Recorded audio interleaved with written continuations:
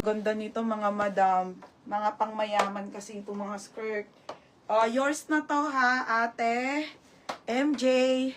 Yung suit ko po, branded to mga sisi. Hamaya ko lang sabihin yung brand.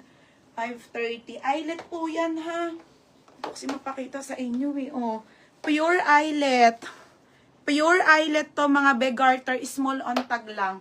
Kasi garter to kaya kasya sa akin ha. Ayan, buntis ako. Kasi nga garterize po mga sis. Kaya huwag kayo mga basa skirt mga madam. Maganda siya. Kasi kahit mataba ka, kasya talaga. Pamay na lang ako dito ng eyelet. 480. Mine eyelet. Ganda nung tas nakabag ka na ano. O, diba? Mine eyelet 480.